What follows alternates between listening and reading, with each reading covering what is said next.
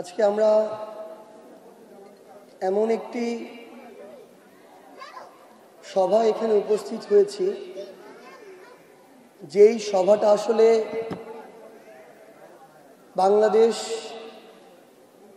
এই অভ্যুত্থান পরবর্তী বাংলাদেশের যে অন্তর্বর্তীকালীন সরকার তাদের পক্ষ থেকে ২৪ সালের ৫ই আগস্টের সর্বোচ্চ ৩ মাসের মধ্যে আয়োজন করা উচিত ছিল। কিন্তু ১ জুলাই পেরিয়ে আমরা আরেক জুলাই এসেছি। এখন পর্যন্ত এই অন্তর্বর্তীকালীন সরকার তাদের গ্যাজেট অনুযায়ী যদি হিসাব করি ১,০০০-এর মতো শহীদ পরিবার তাদেরকে নিয়ে একবারের জন্য বসতে পারেনি। আমরা প্রত্যাশা করেছিলাম যে এতদিন তো হয়নি, কিন্তু নতুন জুলাই এসেছে, আগস্ট ফিরে এসেছে, এবার সম্ভবত সেরকম করে বসা হবে। কিন্তু অনেক দিবস ঘোষণা করা হয়েছে, অনেক কার্যক্রম ঘোষণা করা হয়েছে। অন্তর্বর্তীকালীন সরকারের পক্ষ থেকে শহীদ পরিবারকে নিয়ে বসার কোনো কার্যক্রম ঘোষণা হয়নি। আমি এখানে আজকে এনসিপি কোনো সদস্য হিসেবে এখানে আসিনি। আমরা এসেছি ২৪-এর অভ্যুত্থানে বাংলাদেশের প্রয়োজনে আমরা বাংলাদেশের মানুষকে রাজপথে ডেকেছিলাম। বাংলাদেশের মানুষ জীবনের পরোয়া না করে রাজপথে নেমেছিল। আমাদের অনেক ভাই বোন বাবা মা জীবন দিয়েছে, রক্ত দিয়েছে। আমাদের সেই শহীদ পরিবারের আমাদেরকে ডেকেছেন, আমরা এই জন্য এসেছি। আজকে এখানে আমি যতটুকু জানি যারা এই প্রোগ্রাম আয়োজন করেছেন তাদের ভাষ্য অনুযায়ী মাননীয় প্রধান উপদেষ্টা মণ্ডলীর অন্যান্য সদস্য, ৩ বাহিনীর প্রধান থেকে শুরু করে বাংলাদেশ পুলিশের মহাপরিদর্শক থেকে শুরু করে গুরুত্বপূর্ণ অনেক মানুষ যারা আমাদের শহীদ পরিবারের অনেক প্রশ্নের উত্তর দিতে পারত, তাদের এখানে আসার কথা ছিল। এর মধ্যে গুরুত্বপূর্ণ একজন মানুষ আজকে এখানে এসেছেন, তাকে আমি শ্রদ্ধার সাথে স্মরণ করতে চাই। আমাদের আন্তর্জাতিক অপরাধ ট্রাইব্যুনালের মাননীয় চিফ প্রসিকিউটর। এইরকম ৫-৬ জন মানুষের এখানে আজকে দাঁড়ানো দরকার ছিল। তাদের পূর্বে ১০ জন শহীদ পরিবার কথা বলবে, এরপরে তারা কথা বলবে। এখানে কথা বলা দরকার ছিল আইন ও বিচার সংশ্লিষ্ট যে মন্ত্রণালয়, সেই মন্ত্রণালয় মাননীয় উপদেষ্টার, বাংলাদেশ পুলিশের আইজিপি মহোদয়, সুপ্রিম কোর্টের অ্যাটর্নি জেনারেল মহোদয় কিংবা প্রধান বিচারপতি এবং সবশেষে মাননীয় প্রধান উপদেষ্টা। এইরকম ৬-৭ জন মানুষ এবং সকল শহীদ পরিবারের পক্ষ থেকে ৫ থেকে ১০ জন, তাদের কথাগুলো তুলে ধরা। আর বাংলাদেশের গুরুত্বপূর্ণ রাজনৈতিক দলগুলোর একজন করে প্রতিনিধি এই মঞ্চে দাঁড়িয়ে অভ্যুত্থানের শহীদ পরিবারের সামনে কমিটমেন্ট দিবে যে এই অন্তর্বর্তীকালীন সরকার তাদের মেয়াদের পূর্বে মৌলিক সংস্কার করবে। হাসিনা সহ গুরুত্বপূর্ণ যারা নীল নকশায় ছিল, যারা নির্দেশদাতা ছিল, অন্তত গুরুত্বপূর্ণ এরকম ১০ জন, ২০ জন, ৫০ জন গণহত্যার নির্দেশদাতার দৃশ্যমান বিচার সম্পন্ন করবে এবং জুলাই সনদ কার্যকরের মাধ্যমে শহীদ পরিবারের পুনর্বাসনের মাধ্যমে অন্তত প্রাথমিক যে কমিটমেন্টগুলো, সেই কমিটমেন্টগুলোতে এই রাজনৈতিক দলগুলো নিজেদের স্বার্থের কথা চিন্তা না করে আপোষহীনভাবে সমর্থন দিবে।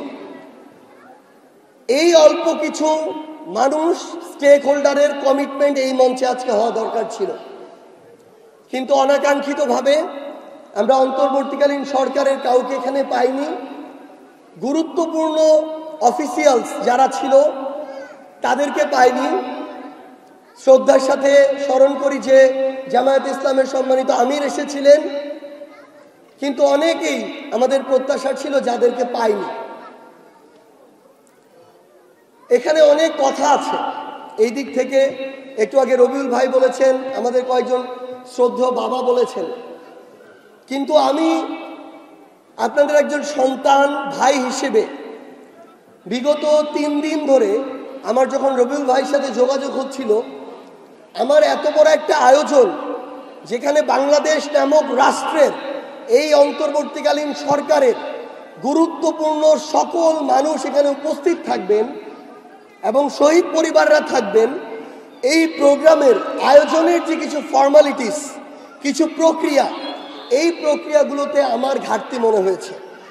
এটা কোনো রাজনৈতিক দলের সদস্য হিসেবে নয়, আপনাদের একজন সন্তান হিসেবে, ভাই হিসেবে, ছেলে হিসেবে আমার মনে হয়েছে আপনাদের নিজেদের ভিতরে একটা কোঅর্ডিনেশনের ঘাটতি এখানে আমার চোখে পড়েছে।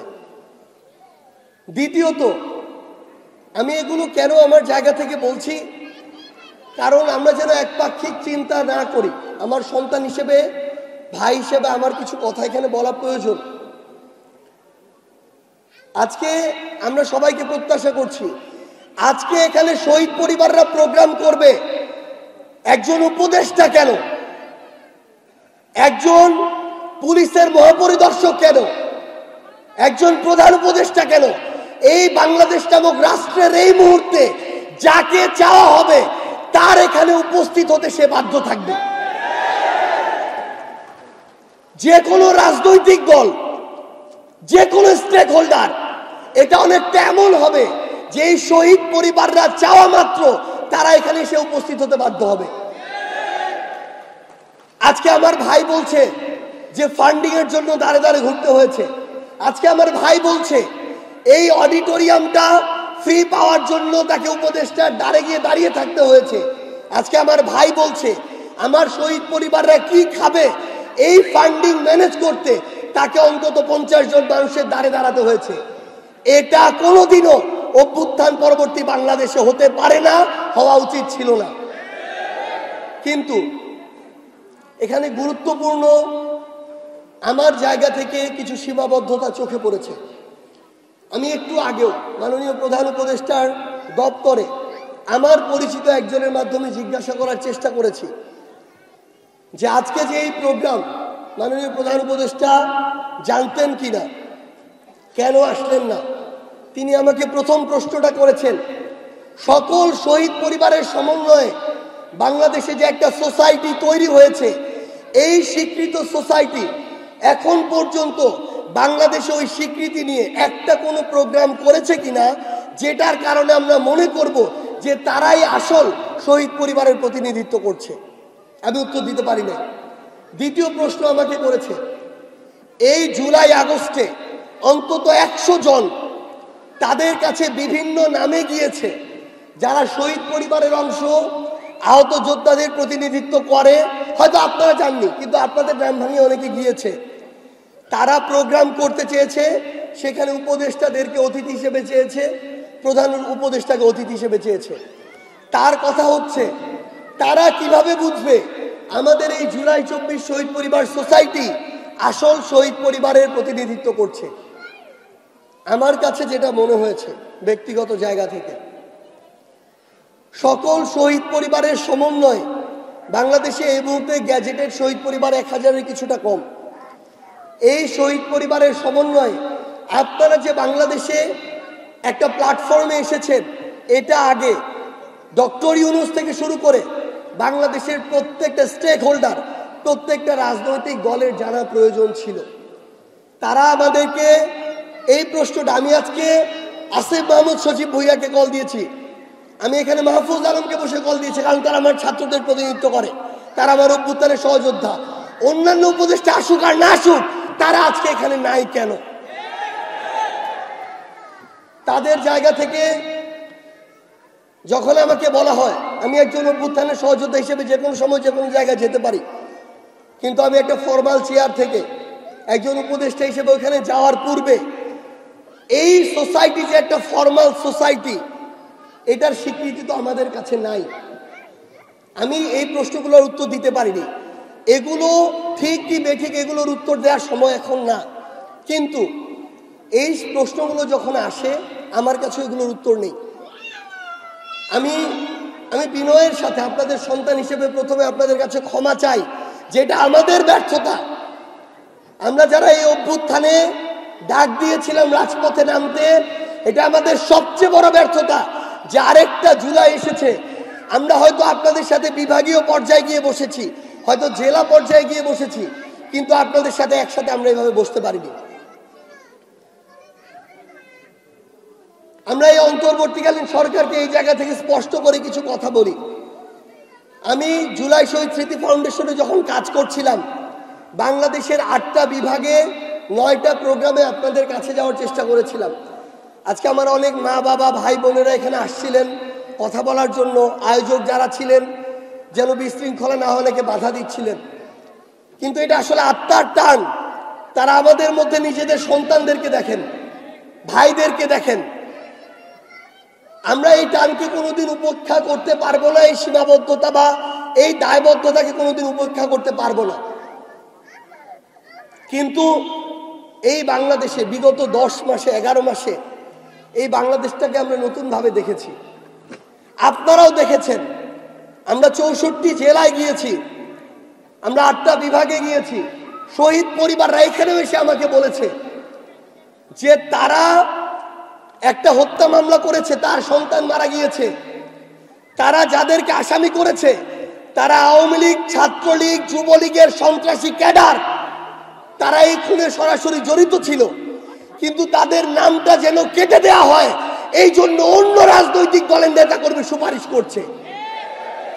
তাদের নামটা যেন সেখানে না থাকে এই জন্য বিভিন্ন মানুষ টাকা দিয়ে দর কষাকষি করছে। তাদের নামগুলো যেন নতুন করে মামলা না দেয়া হয় এই জন্য বিভিন্ন জায়গা থেকে ভয়ভীতি দেখানো হচ্ছে। তো এটা হচ্ছে বাংলাদেশের নতুন এক অপ্রত্যাশিত বাস্তবতা যে একজন শহীদ বাবা আমাকে এসে বলছে এই কথাটা বলার আমার সাহস হচ্ছে না, কিন্তু আপনি এই কথাটা বলবেন যে আমরা এখন কিছুটা ভয় পাচ্ছি যে আমরা তো শহীদ পরিবার, আন্দোলন হয়তো লক্ষ লক্ষ সন্তানের রাজপথে নেমে করেছিল, তাদেরকে হয়তো এখন সবাই চিনবে না, কিন্তু আওয়ামী লীগ, যুবলীগ, ছাত্রলীগের সন্ত্রাসী ক্যাডাররা আমাদেরকে চিনবে, কারণ আমরা শহীদ পরিবার। আমরা ভয় পাচ্ছি যে তারা এখন যেভাবে আবার বিভিন্ন ব্যক্তি, গোষ্ঠী, প্রতিষ্ঠান, দল এদের সহযোগিতায় তারা এখন আবার যেভাবে উন্মুক্ত চলাফেরা করছে, আমরা ভয় পাচ্ছি আমাদের কখন না কি হয়। আমাদেরকে এখানে শহীদ পরিবাররা এসে বলছেন, এখানে অনেক শহীদ পরিবার ছিলেন, এখন হয়তো নেই, যাদের সন্তানরা এই পৃথিবীতে এসেছেন কিন্তু বাবার মুখ দেখেননি। তাদের বাবা এই জুলাই আগস্টে পৃথিবী ছেড়ে চলে গিয়েছেন, তারা জন্ম নিয়েছেন 5ই আগস্টের পরবর্তী সময়ে। আমার অনেক পরিবার এখানে আছেন যাদের এখন চলতে অনেক কষ্ট হয়। এমন অনেক স্ত্রী এখানে আছেন যাদের বিয়ের 1 বছর পূর্ণ হয়নি, তারা তাদের স্বামীকে হারিয়েছেন, এখন আলাদা থাকেন, শ্বশুর বাড়িতে থাকা হয় না। তারা তাদের পুরো জীবন নিয়ে একটা সংকটাপন্ন অবস্থার মধ্য দিয়ে যাচ্ছেন। এই মেসেজগুলো এখানে বসে এই অন্তর্বর্তীকালীন সরকারের প্রত্যেক উপদেষ্টা শুনতে হবে এবং এটা শুনতে তারা বাধ্য। এই কথাগুলো বাংলাদেশের এই অন্তর্বর্তীকালীন সরকারের এই বর্তমান প্রধান উপদেষ্টা থেকে শুরু করে যারা আছেন তাদের প্রত্যেককে এখানে শুনতে হবে এবং তারা এটা শুনতে বাধ্য। আমাদের অনেক দায় আছে, দায়বদ্ধতা আছে, কিন্তু আমাদের ভিতরে একটা কোঅর্ডিনেশনের গ্যাপ তৈরি হয়েছে, আমাদের এটা এখন পূরণ করতে হবে। আমি আপনাদেরকে একটা অনুরোধ করি, দয়া করে আমার এই শহীদ পরিবার যেন কোনো দলের না হয়ে যায়। যেদিন আপনারা কোনো দলের হয়ে যাবেন সেদিন আপনারা আর আপনাদের অধিকারের জন্য কথা বলতে পারবেন না। আপনাদের মুখে বিভিন্ন ধরনের সেলাই লেগে যাবে, কারণ তখন নিঃস্বার্থভাবে আপনার এই বিচার, এই মৌলিক সংস্কার, আপনার এই পুনর্বাসন, আপনার এই নিরাপত্তা, এগুলোর পাশাপাশি দলীয় স্বার্থ দাঁড়িয়ে যাবে। আজকে জুলাই সনদ হতে কত ধরনের কত কথা, আমরা একবার দাঁড়াতে চেয়েছিলাম ডিসেম্বরের মধ্যে, হয়নি। এর পরের বার যখন আওয়ামী লীগ নিষিদ্ধের আন্দোলন হলো, আপনারা রাজপথে নামলেন, 30 কার্য দিবস সময় নিয়েছিল এই সরকার, হয়নি। সর্বশেষ এই অন্তর্বর্তীকালীন সরকার বলছে তারা জুলাই মাসের মধ্যে জুলাই সনদ দিবে। আমরা স্পষ্ট করে মনে করিয়ে দিতে চাই, আজকে 26 জুলাই, জুলাই মাসের 4 দিন বাকি আছে। 31 জুলাইয়ের মধ্যে যদি জুলাই সনদ না আসে, এই বাংলাদেশের মানুষের সামনে কোন রাজনৈতিক দল কি করবে, কোন প্ল্যাটফর্ম কি করবে, সেগুলো বাদ দিয়ে বাংলাদেশের এই হাজারের অধিক শহীদ পরিবার কারো দ্বারা বিন্দুমাত্র প্রভাবিত না হয়ে আপনাদের সিদ্ধান্ত নিতে হবে আপনারা কি করবেন। আপনাদের সিদ্ধান্ত নিতে হবে আপনারা কোথায় গিয়ে দাঁড়াবেন। আপনাদের সিদ্ধান্ত নিতে হবে আপনারা কার চেয়ার ধরে টান দিবেন। আমি আপনাদেরকে স্পষ্ট করে একটা জিনিস বলি, এই সিদ্ধান্ত, বড় বড় সিদ্ধান্তগুলো নেয়ার পূর্বে আপনাদের সবার মধ্যে ইউনিটি থাকতে হবে। আপনাদেরকে বিভিন্নভাবে প্রভাবিত করার চেষ্টা চলছে এবং ফ্রেমিং করারও চেষ্টা চলছে। এই অনেকগুলো জিনিস মাথায় রেখে হয়তো আজকে অনেকে এখানে উপস্থিত হতে পারেননি, কিন্তু তার পূর্বে আমি আপনাদেরকে অনুরোধ করব, এক পরিবারের একজন করে আপনারা একদিন 1000 জন একসাথে বসে পুরো বাংলাদেশের সকল ইলেকট্রনিক এবং প্রিন্ট মিডিয়াকে সামনে রেখে আপনারা ঘোষণা দিন যে এই হচ্ছে আপনাদের প্ল্যাটফর্মের নাম, যেই প্ল্যাটফর্ম বাংলাদেশের সকল শহীদ পরিবারের প্রতিনিধিত্ব করে। প্রয়োজন হলে এটা কাগজের নাম এবং সিগনেচার করে আপনারা ঐক্যবদ্ধভাবে ঘোষণা দিন। তারপরে কোনো উপদেষ্টা কেন, এই বাংলাদেশের অন্তর্বর্তীকালীন সরকার, এই রাজনৈতিক দল শুধু এখন নয়, আগামীতে যেই ক্ষমতায় আসুক না কেন, আপনাদেরকে সামনে রেখে তাদের প্রত্যেকটা কর্মসূচি নির্ধারণ করতে তারা বাধ্য থাকবে। আমি জানি না, আসলে আমার যারা সহযোদ্ধা আছেন অভ্যুত্থানের, অনেকে হয়তো অনেকের জায়গা থেকে আপনাদের সাথে দেখা করেছেন, কথা বলেছেন, কিন্তু আমি আমার জায়গা থেকে সর্বোচ্চ চেষ্টা করেছি। আমার মনে হয় এখানে যারা শহীদ পরিবার আছেন, অন্তত একবার দেখা হয়েছে এমন অন্তত 70 থেকে 80 ভাগ পরিবার এখানে আছেন যাদের সাথে আমার অন্তত একবার দেখা হয়েছে। আমি আপনাদেরকে একটা অনুরোধ করি, আপনারা আসলে যারা এই ভাইরা আমাদের এটা আয়োজন করেছেন, আপনারা নিজেরাও হয়তো কল্পনা করতে পারছেন না আপনারা 24 পরবর্তী বাংলাদেশের কত বড় শক্তি।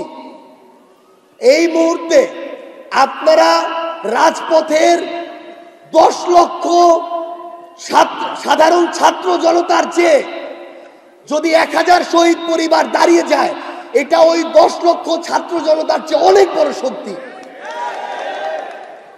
কিন্তু আপনাদেরকে প্রথমত নিজেরা এক হওয়া, দ্বিতীয়ত ঐক্যবদ্ধভাবে বিভিন্ন গুরুত্বপূর্ণ মানুষজন, গুরুত্বপূর্ণ এই বিবেচনায় নয় যে পদ, গুরুত্বপূর্ণ এই বিবেচনায় কিছু ফর্মালিটিস আছে, এখানে কিছু প্রক্রিয়া আছে। এই জন্য কিছু মানুষের সাথে দয়া করে আপনারা একটু পরামর্শ করে আপনাদের পরবর্তী কার্যক্রম আপনাদের ঠিক করতে হবে।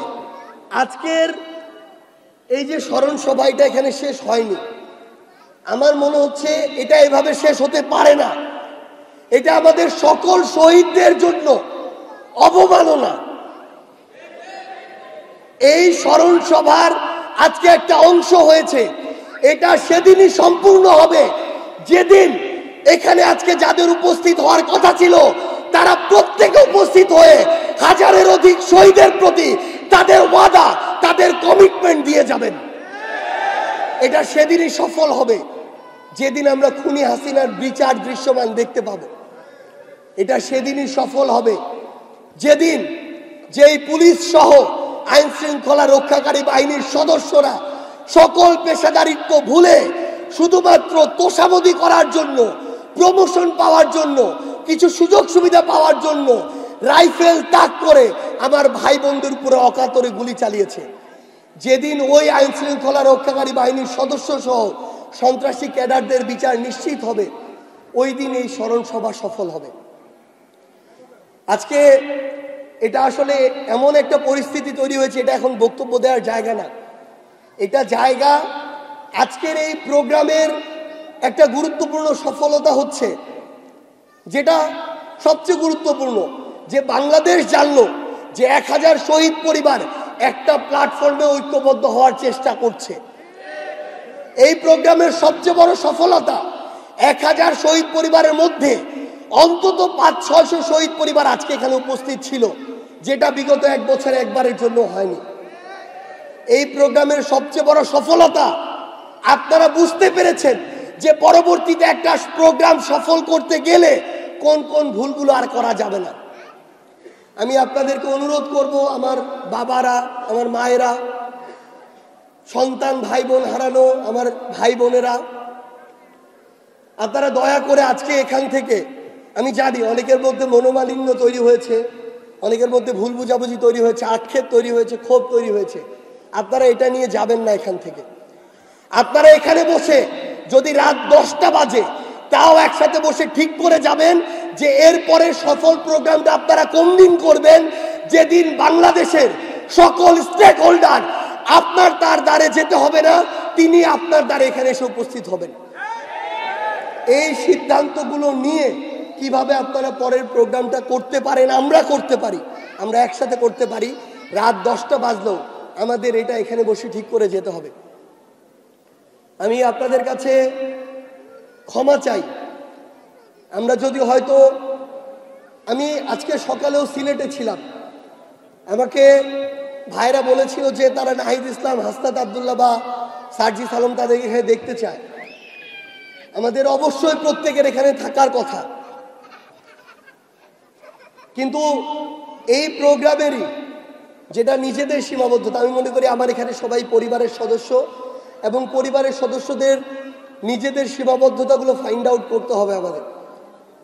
তো আমরা বিশ্বাস করি যে যেখানেই থাকুক না কেন, আমাদের এগুলো কাটিয়ে খুব দ্রুত বসতে হবে।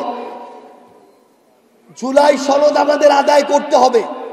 গোপালগঞ্জে আমাদের উপরে আক্রমণ, এটা একটা দলের উপরে আক্রমণ না।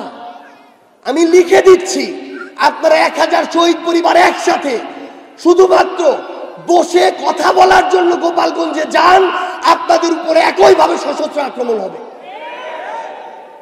কারণ ওখানে যারা আছে তাদের সামনে সবচেয়ে বড় বাধা হচ্ছেন আপনারা। আপনারা যতদিন বেঁচে আছেন ততদিন তারা শক্ত গলায় কথা বলতে পারবে না। আমার শহীদ ভাইদের নামে বাংলাদেশে যত স্মৃতিফলক তৈরি হবে, এই প্রত্যেকটা স্মৃতিফলক হচ্ছে তাদের এক একটা গলার কাটা। এই প্রত্যেকটা স্মৃতিফলক হচ্ছে তাদের সাহস নিয়ে চলার সবচেয়ে বড় বাধা। এজন্য তারা আপনাদেরকে এক হতেও দিবে না, তারা আপনাদের নামে কিছু করতেও দিবে না। এখন প্রশ্ন হচ্ছে, এই জায়গায় আমাদের অন্তর্বর্তীকালীন সরকার এবং উপদেষ্টারা তাদের কাজটুকু করতে পেরেছে কিনা? তারা পারেনি। যতটুকু ন্যূনতম করা দরকার ছিল ততটুকুও পারেনি, এবং এই জায়গায় তারা ব্যর্থ। তারা আপনাদের জীবনের নিরাপত্তা দিতে ব্যর্থ, তারা আপনাদেরকে পুনর্বাসন করতে ব্যর্থ, আপনাদের যে যারা উপার্জনক্ষম পরিবারের সদস্য ছিল তাদেরকে ন্যূনতম যে আর্থিক সচ্ছলতার ব্যবস্থা করা সেটা দিতে তারা ব্যর্থ। তারা তাদের জায়গা থেকে আপনাদের জুলাই সনদ দিতে এখন পর্যন্ত ব্যর্থ হয়েছে। আমি একটা মানুষের প্রতি, এই অভ্যুত্থান পরবর্তী বিভিন্ন গুরুত্বপূর্ণ জায়গায় বিভিন্ন গুরুত্বপূর্ণ মানুষ এসেছেন, কয়েকজন মানুষের প্রতি আমার এবং আমাদের একটা বড় অংশের অনেক বড় আস্থা আছে। তার মধ্যে এখানে একজন উপস্থিত, তিনি সামনে আছেন দেখে বলছি না, মাননীয় প্রধান উপদেষ্টা থেকে এই অন্তর্বর্তীকালীন সরকার অনেক উপদেষ্টা যে ব্যর্থ, এটা আমরা এখন প্রকাশ্যে বলি, কিন্তু তিনি এই মুহূর্তে সমসাময়িক সময় বাংলাদেশের প্রথম সারি এবং সবচেয়ে অভিজ্ঞ এবং পেশাদার একজন আইনজীবী।